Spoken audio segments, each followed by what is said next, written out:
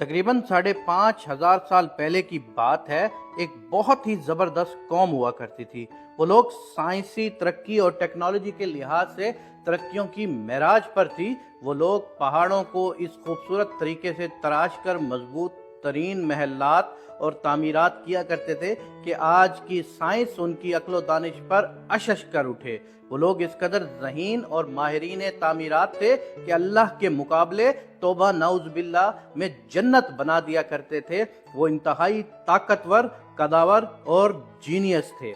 अपनी इन्हीं खसूसियात की वजह से वो उस दौर की सुपर पावर कहलाते थे। अपनी तरक्की, तामीरात और खसूसियात की वजह से सरकश होते चले गए। वो खुदाए वादाहु ला शरीक के वजूद से मुनकिर हो गए थे। अंबिया उनको हिदायत की बात समझाते तो वो उनका मजाक उड़ाते, अजियतें पहुंचाते, अपनी बस्तियों से तशद्दुद करके निकाल दिया करते। खित्ता बहुत सरसब्ज और शादाब था, लेकिन जब उन पर अजाब नाजिल करने का फैसला कर लिया गया तो उनके यहाँ बारिशें रोक दी गईं, लेकिन वो फिर भी बाज ना आए। उनके यहाँ बारिशों और बादलों ने अपने रब के हुक्म से बिल्कुल रुख फेर लिया, जिसकी वजह से वहाँ कहत साली वाली सूरत हाल पैदा हो चली थी।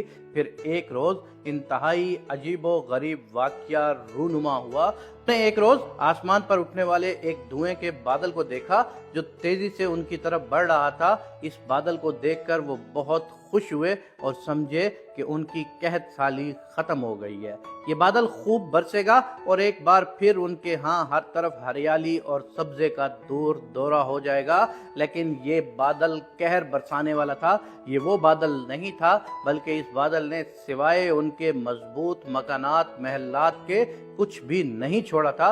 कुरान पाक में इस वाक़ये का जिक्र कुछ इस तरह से मिलता है।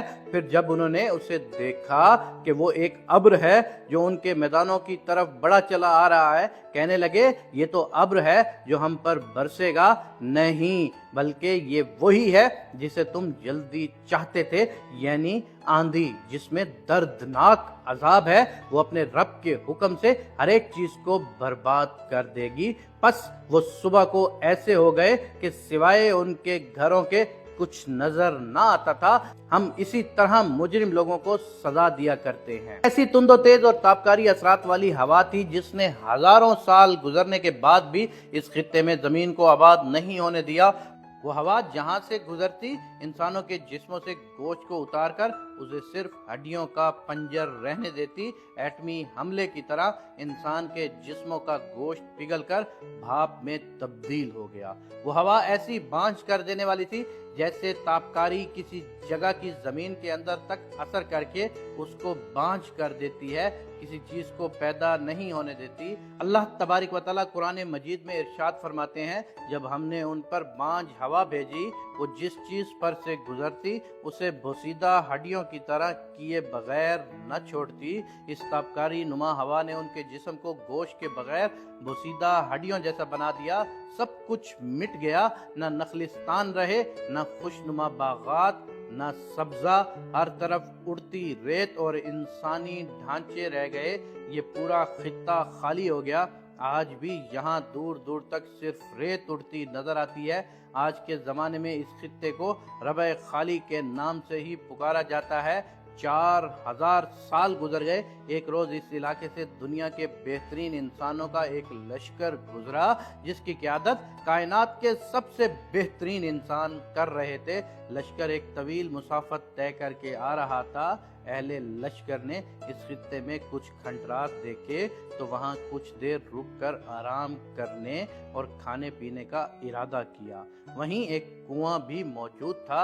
अहले लश्कर ने कुएं से पानी लिया, वहां कुछ खुश्क लकड़ियां इकट्ठी की और उनको जलाकर रोटी और सालन तैयार कर दो जहां के सरदार हजरत मोहम्मद मुस्तफ़ा सल्लल्लाहु अलैहि वसल्लम और लश्कर के कायद को इस बारे में मालूम हुआ तो आप सल्लल्लाहु अलैहि वसल्लम ने अपने साथियों को हुक्म दिया कि कुएं से निकाला हुआ पानी, पकाई हुई रोटियां और तैयार शुदा सालन को जाया कर दो और उसमें से कुछ भी मत खाओ और ना ही कुछ पियो। जितनी जल्दी हो सके यहाँ से आगे निकल जाओ, वरना तुम सब पर भी بلا آ سکتی ہے۔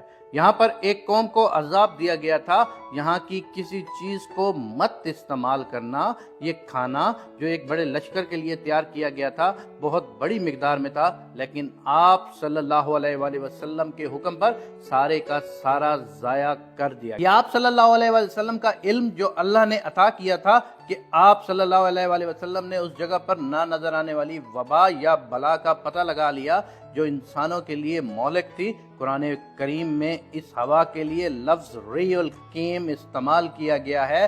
ری کا مطلب ہوا اور اقیم کا مطلب بانجھ، عورت، مرد یا زمین کو کہا جاتا ہے۔ علماء کرام اس لفظ بانجھ ہوا کے معنی عرصہ دراز تک تلاش کرتے رہے، لیکن ایسی بانجھ ہوا کے بارے میں نہ جان سکے جو اتنی ہلاکت خیز تھی کہ جسم سے گوشت پگھلا کر ہڈیوں کو بوسیدہ کر دے گی اور اس جگہ پر موجود ہر چیز کو ایسا بانجھ کر دے گی کہ وہاں ہزاروں سال بعد بھی کوئی چیز کچھ نہ پیدا کر سکے گی۔ موجودہ دور میں جب ایٹمی تجربات اور ان کی تابکاری کے بارے میں جاننے کے بعد خیال اس طرف جاتا ہے اور قرآن پاک کی ان آیات کے مفہوم واضح ہونے لگے، ایک ایسا بادل جو نہایت برق رفتاری سے بڑھتا ہے اور پھر آنن فانن تباہی مچا دیتا ہے، کسی کو سمجھنے کا موقع ہی نہیں دیتا، پھر اس کے بعد ایک ایسی بانجھ ہوا جو سب کچھ ختم کر کے ہزاروں سال تک وہاں کچھ پیدا نہیں ہونے دیتی۔ اللہ تبارک و تعالی ہم سب کو ہدایت عطا فرمائے